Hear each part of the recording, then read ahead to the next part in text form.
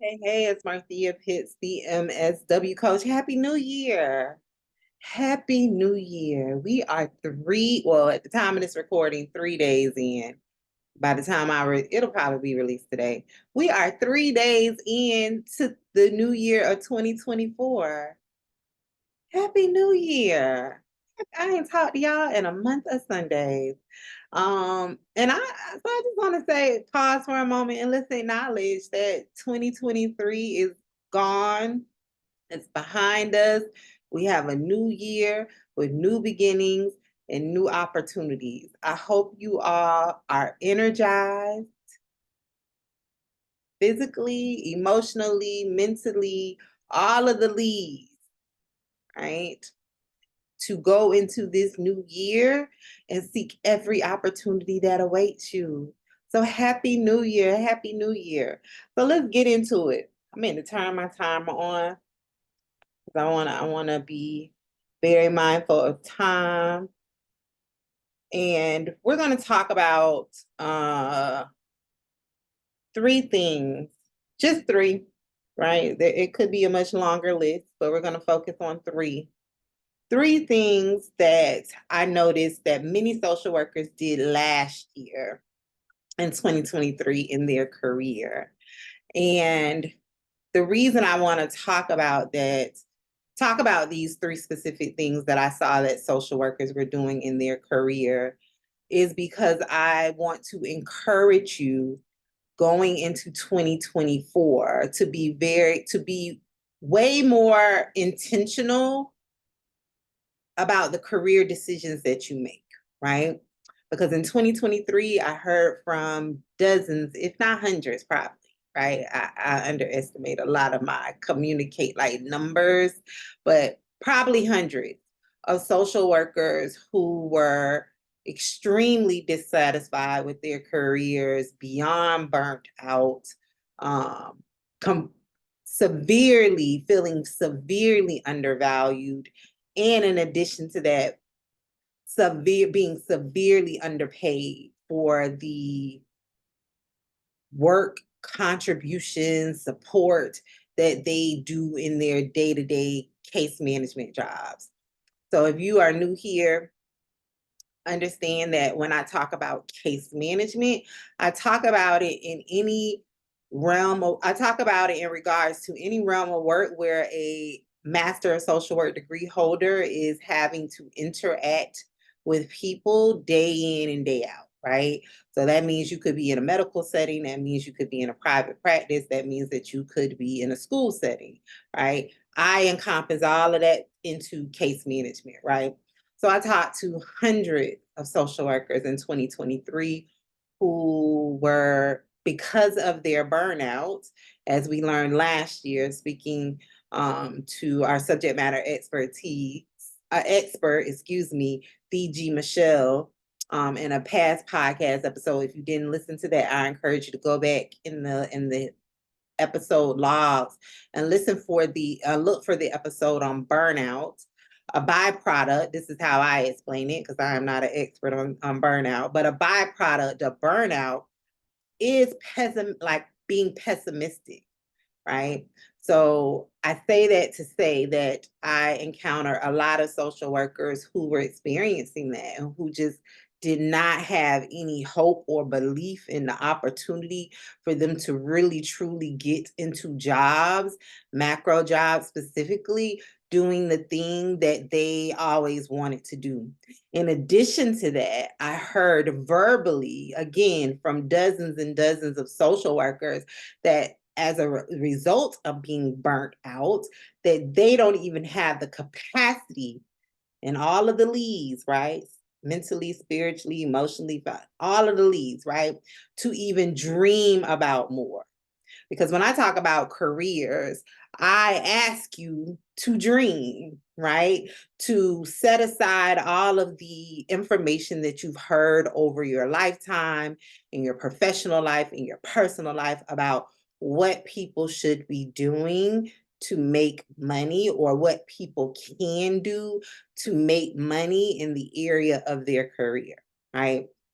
So when I would ask social workers to do those things through different strategies and techniques that I use to help people get clear about what it is they really truly want to do in their social work career, I oftentimes, and this is typically from people who were not inside of my full group career coaching program, the Micro to Macro Career Accelerator, I will oftentimes hear responses back from them in regards to being so burnt out that they don't even have the energy or the capacity to dream, right? Which I totally and completely understand, right?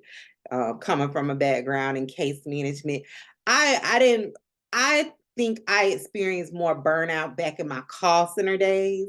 Honestly, I know I did, and I need to share more of that. Like I'm just gonna put that on my list to share more of that in 2024. But so I completely understand like having no energy, no, just not even the brain power to think about what it is that you should be doing 3 months from now, 2 years from now, 5 months, 5 years from now, excuse me. So the point of this podcast episode today is I want to give you three common things that I observed social workers doing in 2023 that yielded them little to no, little to no results, as far as the things they thought they would do, right? And these are specifically career moves, right? And I want you to understand that these three that I have identified didn't just start in 2023, right? They A lot of the hesitation or the, excuse me, the willingness to even try these strategies or not try these things that I'm going to share comes from a lot of the career information misinformation that floods the social work street. So let's jump into the list, right? So the first one is volunteering for things just because people ask you to. So specifically in 2023, I can go all the way back to 2020, but let's just focus on last year. This is like a year, a reflection of 2023. I see people doing those. I'm like, oh, what is that? I should do that. All right. But anyway, I noticed a lot of social workers either being told by people that they hold in high regard, um, or just doing it on their own, that in order to get macro jobs, you should be volunteering, right? I have my whole like thing around how volunteering is is not rooted. I'm just gonna leave it there. But volunteering, right? So volunteering for things. The reason I shared this is because what I saw last year was that people were volunteering for activities over and beyond outside of their job, right? We're not talking about within the parameters of the 9 to 5. This is outside in their personal life. So they're working a case management job or they're managing high caseloads. They're dealing with people day in and day out. But then in addition to that, they clock out at 5 or leave work at 5 and then go volunteer in their community in some other way, shape, form, or like fashion, right? So that could look like volunteering at their local church, volunteering for the local community center, volunteering for events on the weekends. And what I saw, right, noticing the patterns and the themes, this is my macro social work lens, was that the people who were volunteering at a much higher rate outside of their 9 to 5 jobs, and when I say a much higher rate, it can be higher than 3%, was they were extremely tired, right? They were experiencing even more like lack of time, energy, money, all of the things to commit to their job search because they were so inundated with all of these outside obligations, right? So I say that to say this. Many of you did not achieve the career goal you had established for yourself in 2023 because those extra volunteer commitments left you too tired to focus on your own stuff. And honestly, the reason it didn't even yield the result that you thought it was, maybe you thought it would result in, oh, I'll get more experience to put on my resume, or oh, it'll lead to a job opportunity. The reason it didn't even yield you the result that you thought it was going to yield is because you didn't even choose volunteer commitments that aligned with your career goals. Right? So I love a good example. If you're new here, I am rooted in reality. So in order for me to understand and contextualize what we're talking about, I will give you examples. So what that looks like is, it was not uncommon for me to be talking to someone, a social worker, and they tell me, I am super passionate about doing macro level work. I'm just going to make up something around children in nature. I always use that example because I know someone who really does that, love that work, around children in nature. But they were in turn volunteering for like boards, special committees, working the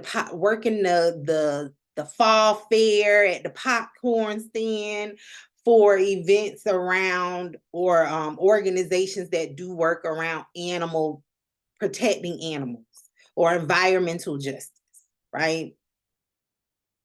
If you say that you're passionate about children in nature, well, that's not a good example. Okay, let's scratch that example. Let's say that you say that you're extremely passionate about child welfare, right? You want to do macro level work around child welfare, but you're volunteering for stuff that involves environmental justice. Those things do not coincide with one another. You volunteering at an environmental justice like panel, you volunteering at an environmental justice fundraiser, you volunteering at an environmental justice conference will not lend itself to you be getting a macro job with a macro employer doing work around child welfare. It's not connected. What I always say is that don't even go together, right? So many of you went out into the world haphazardly and took on all of these volunteer commitments, and then by the end of 2023, you were left looking like, I have achieved nothing that I said I wanted to do, right? And a lot of that was because people asked you to do the thing, right? It wasn't because you went out and sought or went to go research volunteer opportunities and landed on environmental justice things. It's just because people asked you, and instead of you telling them no, you said yes, right? And we're gonna get real. This is a heart to heart. A friend told me the other day, like, Marthea, I really love when you do the heart to heart. Do more of that this year. The reality is, many of you said yes when you really wanted to say no, right? And you need to figure out, why is it that you say yes to stuff when deep inside you want to say no? That's something you need to figure out in 2024. That's not the purpose of this episode, but that's something much deeper, right? So many of you ended up being tired, exhausted, even more overworked, in addition to the job you already have, because you were volunteering for things just because people asked you to. And there was no long-term or even short-term payoff or benefit to you. So you've given, you have nothing. You have nothing. You have no experience with your population, no experience maybe even doing work related to the type of roles you want. You probably even walked away without even asking the people for a reference, right? Because if you were saying yes when you really wanted to say no, I highly doubt you asked the people, can I use you for a future reference? Right? So going into 2024, this is a word you all, if you've been following me for a long time, if you're new, get used to it. You all are used to me talking about being strategic. Being strategic in 2024 means, just because somebody comes and asks you doesn't, and because you're a social worker and you love to help people, right? Because that's why they coming to you, doesn't mean you have to say yes. What you should be doing is sitting down, right? Tell them, let me review my calendar and see what my availability capacity is. And if it even aligns with my current Q1 or Q2, Q3, the entire 2024 year goals, right? Amend the script how you want. Let me get back with you and I'll circle back and let you know. I'm laughing at circle back. But I'll circle back to you and let you know if I have the current capacity for that, right? And then what you do is you go and sit down somewhere separate from the people, right? You give yourself 24 hours to really think deeply about, do I have the time, energy, money? Maybe they want you to give money. I don't know. Maybe you have to pay to be a part of the thing. Do I have the time, energy, and money to um, give to this? And then in addition to that, does this align with my short-term, intermediate, and long-term goals? See, the thing is, and now I'm getting warmed up and I was tired. I needed a nap. Now I'm fully energized because I'm talking about the career topics, right? The thing is, many of you don't have goals. You don't know what the objective is. So when you don't know what the objective is, you just do everything. You don't even know what your long-term goal is. You don't even know what your short-term goal is.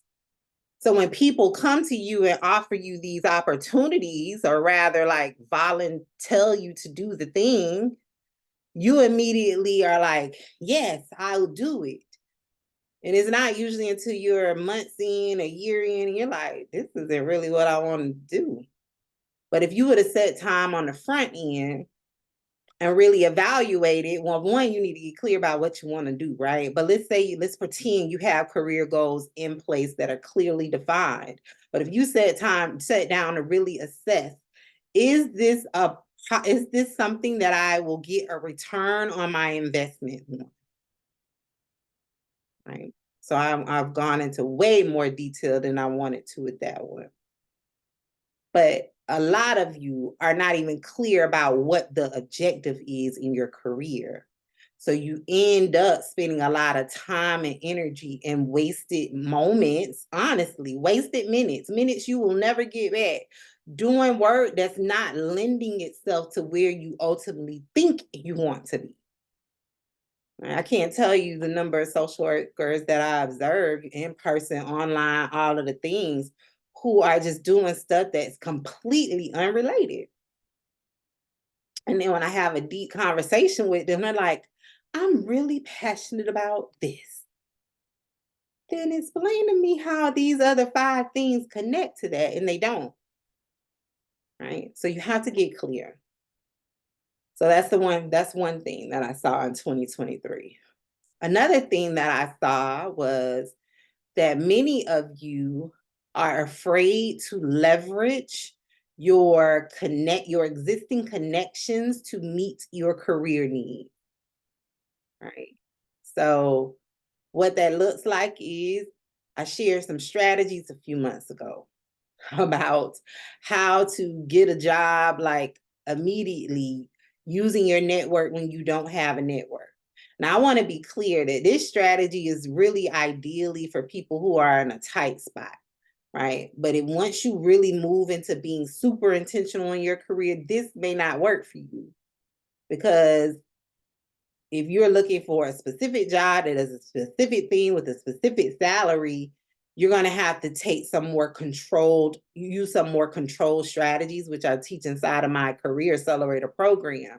But if you are in a situation where you like needed to leave your case management job like yesterday, these strategies that I shared was what you could do to tap into a network when you don't have a network. So I shared that information on many different platforms, and there was one social worker, right? But y'all gonna get this lesson because I know it apply to y'all. Maybe you didn't see the post, right? One social worker was like, "Ooh, that feels cringy," because I was like, "I want you to send a text message to everyone in your phone and tell them that you're actively seeking employment." Right? So when a person responds back in that way, that tells me without them even knowing. I always say your slip shows and you don't even know, right? So that tells me that you are so used to over giving of your time and your energy, you don't even understand the value that you have, right? That you are just that valuable where the people that you overgive and overgive and overgive to should be giving back to you. If you feel some kind of way about texting 10 people, let's keep it a round number. 10 people that have come to you consistently over the last 5 years since you've been a social worker, and they've asked you for everything under the sun, referrals, rides, connections to agency. Can you call somebody over there to get me a referral? They blah, blah, blah. My neighbor down the road, my church member over here, my coworker needs this. All of these things when you are not on the clock, because we know people call us as social workers, right? When people know you a social worker, they call you. They even ask you questions when you in school. Like when you're actively work, if you mess around and tell somebody you getting a social work degree, they immediately have a laundry list of things that they need your knowledge to help them navigate through.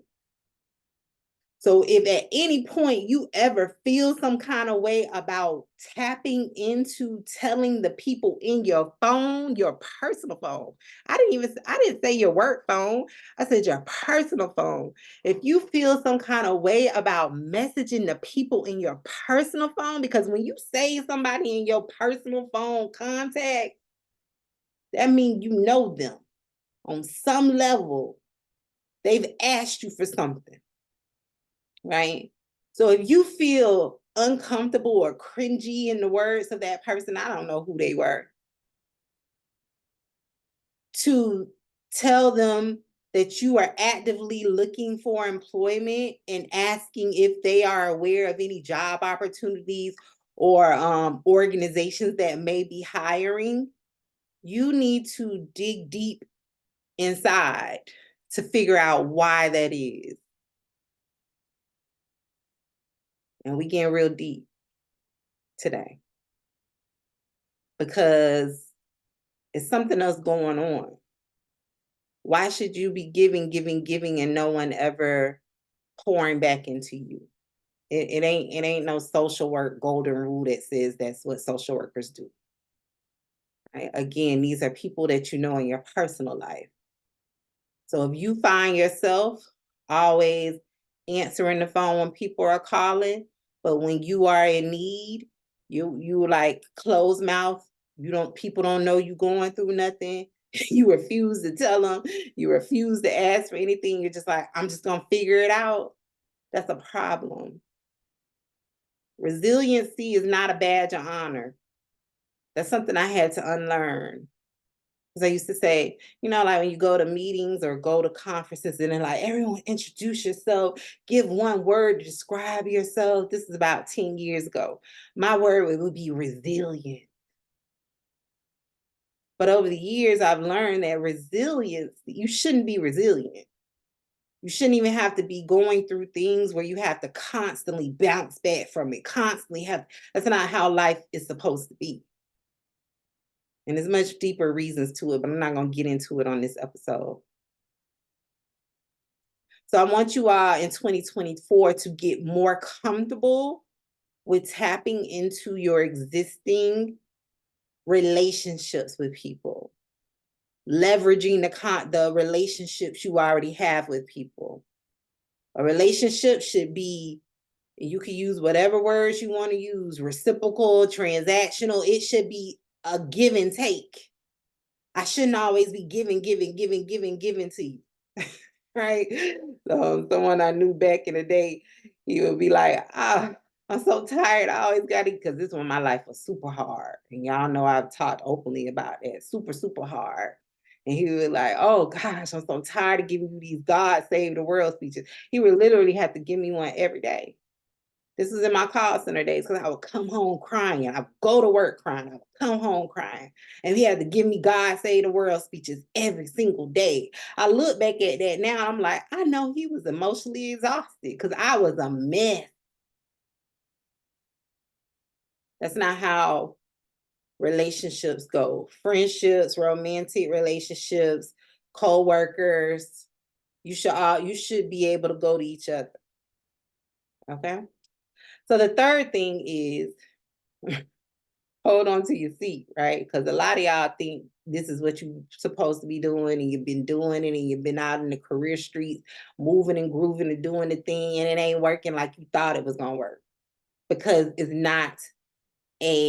it's not a good, it's not a sound strategic career move, which is taking a lot of you last year took low paying jobs and demotions to get work experience on your resume. I saw this a lot with people over 10 plus years of work experience. Why are you taking a demotion to get leadership experience? Why are you taking a demotion or stepping down or going back to case management land to get whatever kind of experience, leadership, filing? Somebody said last night, coding on my live or whatever it may be. You should not be going backwards in your career. When you go backwards in your career, that tells me without me even talking to you, without me even asking my 50,000 questions. If you are my coaching client, you know I will ask you questions to understand your thinking, because I really be wanting to know, right? The context. How did you come to this thing? So I ask you, who told you that? Why did you do that? Why did you feel that was your option? So without getting into all of that, going back in, like, making back moves, even making lateral moves, depending on the move, is not a strategic career move. When you find yourself doing that, it's because you do not have enough sound career information to understand how to leverage the skills, experience, and education that you currently have. And so, because you all do not have the information and you don't want to ask for help, right? Because a lot of y'all been watching me for years. You ain't signed up for a program. You ain't came to a free workshop. You ain't grabbed my free e-course, right? So because you are unwilling to ask for help, you are out here like piecemealing, trying to put together things, doing what you see other people doing things that you've done for the last 10, 15, 20 years. It ain't worked. So when you gonna stop, right? Because I know the average number of years of the people who follow my work, and y'all have well over 5 years. So when you are making backward moves or even lateral moves, what I've noticed that it's because you don't have enough information. You're doing what you think, right? You're moving off of your feelings. And if you didn't hear that podcast episode, go back in the podcast episode history and listen. Stop about the importance of moving based on facts instead of your feelings, right? So many of you are doing it because you were moving off of feelings. Another reason that I noticed many of you were doing it is because your confidence is so low, your career confidence, your belief in your ability to get the job and do the job. And I'm not just talking to y'all right now, I'm talking to me also, right? Because what I'm getting ready to say applies to me. Also, with the confidence, it is, I kind of lost my thought on that one, but it's because your confidence is low, your career confidence, your belief in your ability. Oh, what I was going to say applies to me is also many of you make backwards moves because of you. It's familial. It's familiar to you. You know how to manage a caseload. What I always tell y'all, every case management job is the same. I don't care how you dress it up, what kind of title you give it. If you're seeing people every day, or if you're seeing people even twice a week, I don't care. But if you're seeing people, if you're serving them directly, that is case management. Many of you go backwards because you get into a job and it's feeling hard. I experienced this in my first macro job. It felt hard. And instead of like going and seeking out professional development opportunities to strengthen and fortify yourself in those areas. This is why I have a 10-month-long group career coaching program. A lot of y'all think you just need a resume and some job titles. No, you need way more than that. You need professional development, because these new jobs are going to feel hard if you are not prepared. So my program is 10 months long to support you in your journey into the program. Someone wrote me the other day on LinkedIn. I recorded it, but I'm like, I'm going to re-record that after the new year. And she was like, I'm in my dream macro job, but I want to go back to case management because I don't like it. I know why she doesn't like it, and I didn't even talk to her. I'm just reading her message, right? I know why she doesn't like it. There's a few different reasons. But I say that to say that is what you want to avoid. When you do get the job that you dream about, once you're able to dream, once you get to a place of clarity, if you are not clear about what you want to do and the steps you should be taking to get there, you need to be inside of my mentorship community. It's only $25 a month. It's a mentorship community that I started last month to help you get clear. But let's say you are clear about what it is that you want to do, right? You don't want to go backwards. You should be moving forward, right? You should be having a steady level of progression in your career. So 2024, stop taking low-paying jobs and demotions to get experience. If you think that at any point in time through 2024, I want you to reflect back on this podcast episode and understand what I'm saying is for one or two reasons. It's because you don't have enough information to leverage to market the skills, experience, and education that you already have, or it's because of confidence. And when I say the skills, education, and experience, it's probably because you don't know what jobs you would be good at based on the experience that you have in your areas of interest. And maybe because you don't know how to find the jobs that you really want based on your skills, education, experience, geographical locations, long-term life goals. Maybe you want to relocate to a different part of the country. Maybe you want to relocate outside. You don't know how to find jobs that align with that. Also, another reason is because many of you don't even understand what the job market looks like for you outside of typical roles and organizations that social workers work in.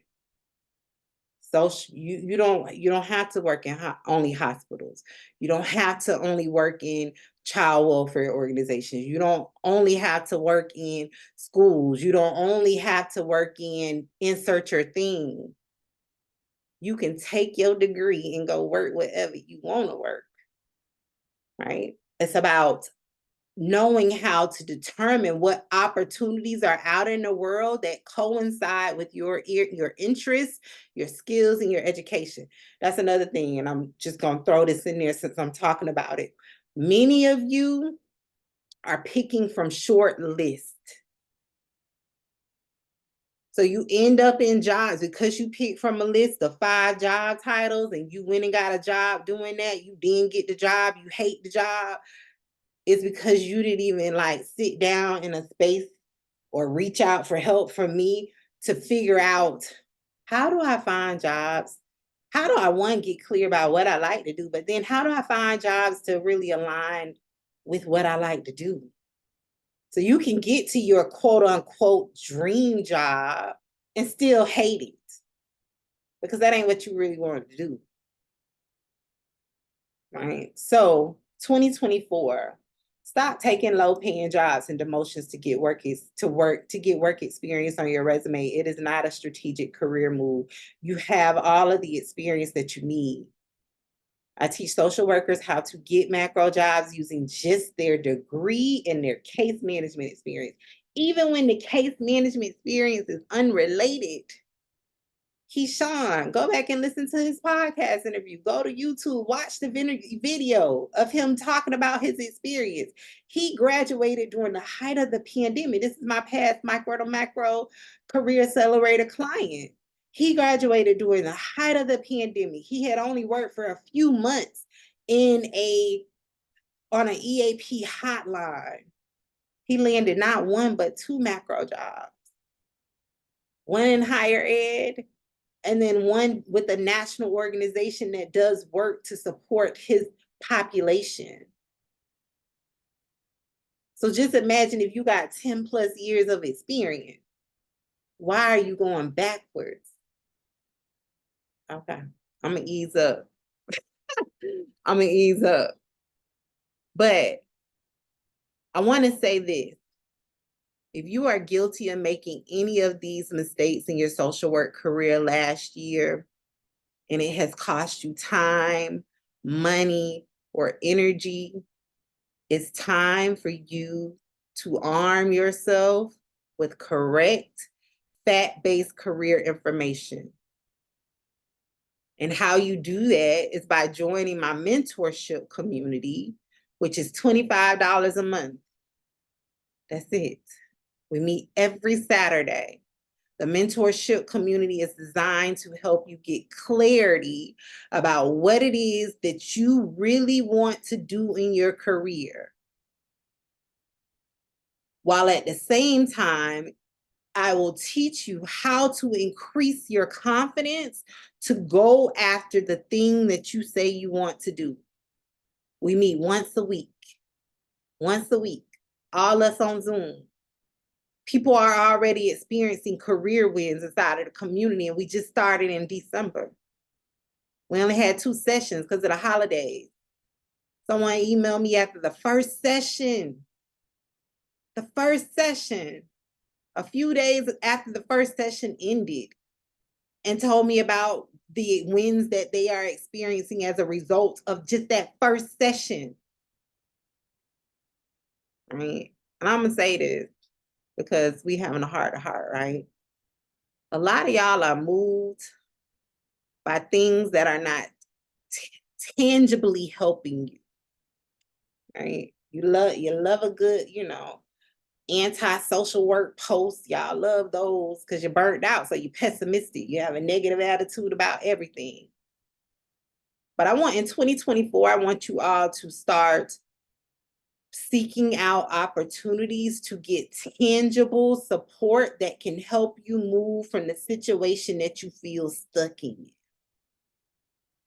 Liking a post that's negative about the social work profession does not yield you any assistance in moving yourself out of that situation. But joining a mentorship community does, because I'm teaching you proven strategies and techniques, things that I teach in my full program. And if you've ever looked at my full program, y'all know it's way more than $25, and the price going up in 2024, right? But I was like, I noticed this thing. There are 2 main things that y'all really, really need: clarity and confidence, to even begin to absorb the ton of strategies and techniques that I'm teaching y'all. Right. So I'm like, I'll start a mentorship community. It ain't career coaching. I'm not going to be in there teaching you how to write a resume and all of the things. There ain't going to be none of that. But we're going to be working around the mindset, the confidence based off of factual information, clarity. What can you do based on your interests? How can you blend the thing? Right? It's a lot of y'all. I'm gonna share this and then I'm gonna be done. A lot of y'all doing things that I just logically don't understand. I don't understand it. You say you love to write. You say you love to. So I've had a few social workers tell me this in the last 30 days. You love to write. You love to write books, poems, poetry. How did you end up in doing whatever you're doing in case management land? That doesn't go with that. There's many of you who are interested in fashion, and y'all working in a hospital. Make it make sense. In the words, in the words of Killer D from Country Time. If you don't know, I'm a avid YouTube watcher, and this show on YouTube that I watch. Make it make sense. All right, so 2024 should be the year of intentional career moves. Career moves that align with your personal interest, right? That's the benefit of working with me. I don't just give you generic things to go do. We talk and we really take a deep dive on what are you interested in personally? What do you love to do? What do you do in your free time? What are the things you gravitate toward? And then I help you dream, but in tangible ways, of how we can blend in elements of those things into your career, right? How do we move you from your safe career, which is the social worker, to your dream career? Okay. So the link is down in the episode show notes, macroandpaid.com. Click the link, join the membership.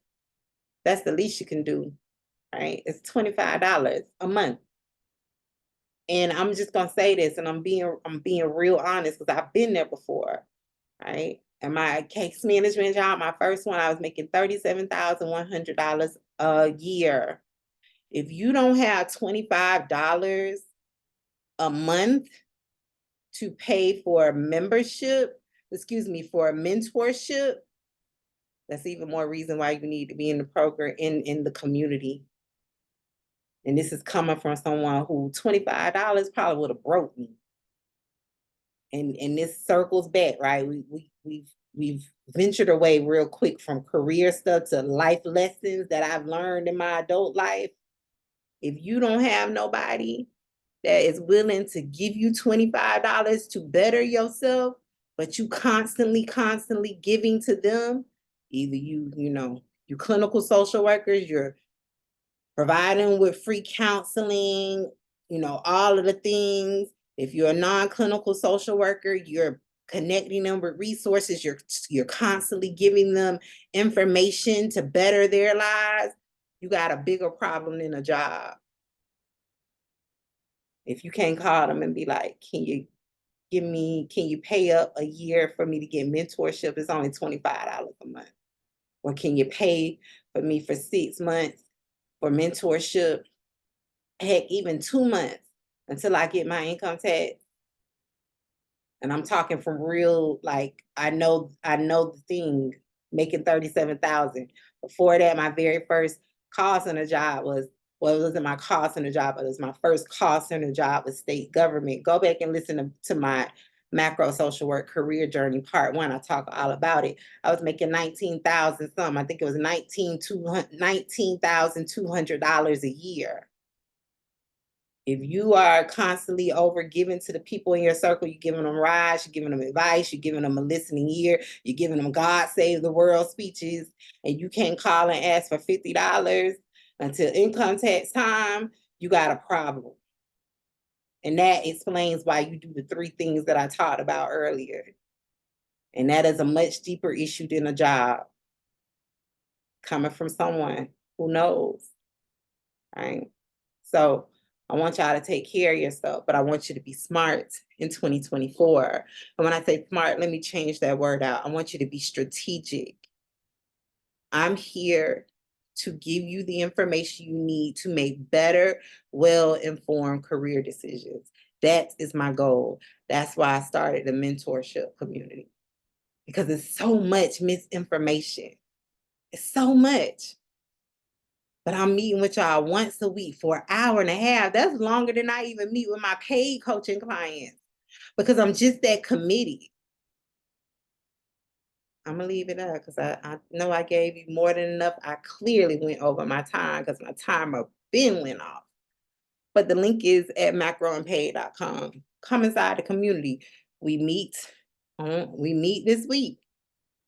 When you click the link, you get immediate access to the replays. You ain't got no reason not to click the link, unless you are just content being where you are.